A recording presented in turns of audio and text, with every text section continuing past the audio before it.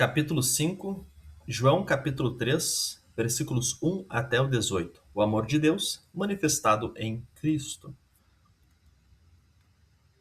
A cena que ocorre aqui em João 3 acontece logo após o próprio João relatar que muitas pessoas acreditavam em Jesus por causa dos sinais que ele fazia. E Jesus não confiava nessas pessoas. E então nós temos o texto. E no texto é dito que Nicodemos foi à noite visitar Jesus. Aqui pode ser levantado várias hipóteses. A gente pode imaginar que talvez ele tenha feito isso porque não queria que outras pessoas soubessem, talvez. Mas veja que o texto não diz isso. Então isso não deve ser algo para a gente gastar tempo com isso. A Bíblia não nos explica o motivo exato do porquê ele foi à noite. E o professor lembra algo muito importante para nós. Ele diz: sempre é importante lembrar, quando estudamos um texto bíblico, que nossa atenção deve estar no próprio texto e não no que imaginamos que possa estar no pensamento dos personagens. Isso aqui tem que sempre voltar à nossa mente, para que a gente não se perca em buscas desnecessárias no texto bíblico e também não fiquemos fazendo suposições que não nos ajudarão a realmente entender o texto. Nicodemos chama Jesus de Rabi, não dá a entender que ele tenha feito isso de uma forma de zombar ou menosprezar. Aparentemente ele realmente reconhece uma autoridade em Jesus e depois o que ele faz em outros momentos no, no ministério de Jesus demonstra que ele reconhece em Cristo uma autoridade. E a menção de Nicodemos de que Deus estava com ele é muito comum, já entre os judeus isso era muito comum de falar que alguém estava sendo ajudado por Deus, as coisas estavam acontecendo porque Deus estava com aquela pessoa. Jesus utiliza a expressão famosa dele, em verdade, em verdade. Quando Jesus fala desta forma, é como se ele dissesse assim: olha, agora vocês prestem muita atenção, porque eu vou dizer algo muito importante para vocês. E aí ele começa a falar. Então, sempre que Jesus fala desta forma, pode saber que vem algo bastante interessante logo em seguida. A NTLH perde isso, ela simplesmente diz: eu afirmo ao Senhor. Afirmar também tem uma certa importância, mas perde essa questão do texto, da repetição, que era muito comum do povo. O povo da época fazia isso muito, de repetir para dar ênfase. O nascer que Jesus utiliza está na voz passiva. Assim, se você fosse traduzir, literalmente seria ser nascido. É isso, algo nesse sentido, ser nascido. Né? Então, ou seja, isso mostra que não é algo que a pessoa faz, não é uma capacidade de alguém, esse nascer de novo que Jesus menciona, esse nascer. Né? E a tradução do termo de novo pode também ser do alto. Na verdade, é bem mais comum ser traduzido do alto do que de novo. E possivelmente, o professor comenta que possivelmente os tradutores optam por traduzir por de novo, porque Nicodemos menciona segunda vez, quando ele comenta a fala do Salvador Jesus. Mas de qualquer forma, se você traduzir por do alto ou de novo, a indicação é a mesma, não é algo que a pessoa tem a capacidade de fazer, isso está em Deus. Ficaria mais bonito se fosse nascer do alto, se a gente traduzisse assim, porque indica que fica mais claro ainda, né? Que isso vem de Deus, é Deus agindo em nós, em nosso batismo. Bem, seguindo, a resposta de Jesus aponta para os meios que Deus providencia para a salvação. Até o professor comenta, parece que não tem nada a ver a resposta de Jesus com aquilo que Nicodemos havia falado. E se a gente lê muito rápido o texto, a gente não vai ver nada de conexão mesmo. Mas ao pararmos em cima do texto e analisarmos com cuidado, nós veremos que sim, há uma conexão bem interessante e o que Jesus faz é indicar os meios pelos quais Deus traz a sua salvação. Ele menciona água e espírito, que é uma clara referência ao batismo. É claro que alguém poderia dizer que o batismo cristão ainda não havia sido instituído, mas as pessoas conheciam o batismo, eles sabiam sabiam a respeito de batismo. João Batista já havia falado a respeito do batismo que Jesus traria, que concederia o Espírito Santo. E aí, na apostila, vocês podem observar que o professor menciona mais que uma vez, dizendo: esse batismo, a água e o Espírito não são dois momentos, é um só.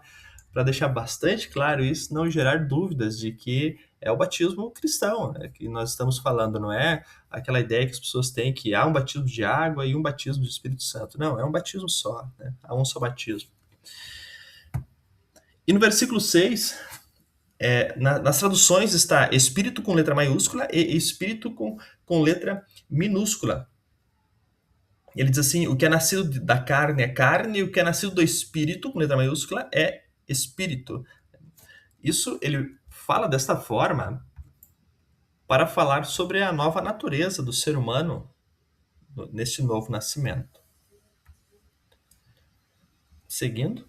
Depois, nós temos também o nascer da carne, que é uma referência ao nascimento natural nosso, nascemos dos nossos pais. Versículo 8, ele usa, as traduções tem as duas palavras vento e espírito. Deixa eu só conferir a NTLH se também está assim. Isso, tanto a NTLH como a Nova Almeida, as duas usam as duas palavras, vento e espírito. O professor lembra que em grego é a mesma palavra, tá? Mas Jesus fala dessa forma para mostrar que nós não temos domínio sobre este novo nascimento, nem mesmo nós conseguimos compreender este novo nascimento que é o que Deus faz em nós. No versículo 14, Jesus, a partir do versículo 9, Jesus passa versículo 10, na verdade, que o 9 é Nicodemos falando ainda, mas o versículo 10 em diante, Jesus começa a ensinar Nicodemos e começa a apontar várias indicações de quem é Jesus e o que Jesus faria. E aí no versículo 14 ele cita aquela história bem famosa das serpentes lá no deserto, que o povo conhecia muito bem, nós também conhecemos. E aí ele diz que, assim como a serpente foi levantada, importa que o Filho do Homem seja levantado. E esse levantar é uma clara referência à crucificação do Senhor. Assim como o glorificar, muitas vezes, especialmente em João, a glorificação de Jesus ocorre na cruz. Então essas duas palavras são muito interessantes. O glorificar não aparece em nosso texto, o professor comenta sobre ela depois, mas veja, é uma forma de falar sobre o que Cristo faria por nós. E a glorificação de Cristo ocorre na cruz. Depois menciona no versículo 15 a expressão vida eterna, que é extremamente importante na literatura do Novo Testamento, e Jesus fala muito sobre isso, mas é a primeira vez que aparece aqui o termo vida eterna. E aí chegamos no versículo 16, que possivelmente seja o versículo que a maioria das pessoas sabem de cor, e o professor faz um destaque para a tradução, que muitas vezes pode ser traduzida demonstrando intensidade, mas a ideia do texto é mostrar forma. Deus amou o mundo desta maneira, de tal maneira, desta forma. Essa é a ideia do termo grego utilizado ali. Geralmente ele indica mais maneira do que intensidade, né? E o amar do texto, e Deus amou o mundo e depois deu, está ligado com o levantar da crucificação. Então, como foi que Deus amou o mundo? Como foi que Deus deu seu filho? Ele deu seu filho levantando, crucificando o filho por nós. E mundo, em João, mundo é sempre algo ruim. É sempre usado para questões negativas. Então, esse mundo, no sentido ruim, o mundo pecaminoso, essa coisa feia que a gente vê do noticiário, esse ser humano horrível, Deus amou. É essa a ideia do texto. Para que não pereça, e esse perecer aqui é no sentido de condenação. O termo perecer pode significar também destruição, e alguns imaginam que a condenação então seja um aniquilamento, e depois de morrer, aquele que não crê desaparece completamente, mas não. O termo também pode ser utilizado simplesmente para falar sobre condenação. No versículo 18, Jesus fala sobre o julgamento e condenação, ele diz assim, quem nele crê, João falando, quem nele crê não é condenado, mas o que não crê já está condenado, porque não crê no nome do unigênito Filho de Deus. E aqui, na nossa tradução, na tradução da Almeida, Nova Almeida, ele usa sempre o termo condenado.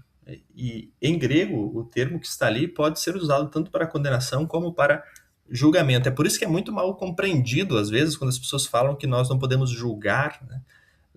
As pessoas confundem os termos julgamento e condenação. Enfim, em nosso texto, quando esse termo aparece, está mostrando que aqueles que estão em Cristo, eles já estão salvos. Não serão julgados e muito menos condenados, né? Passarão direto na, no julgamento. Mas aqueles que não creem, esses serão condenados, né? O julgamento deles será terrível. E assim nós concluímos, acho que concluímos isso, concluímos o nosso capítulo, e aí nós temos as nossas questões para reflexão.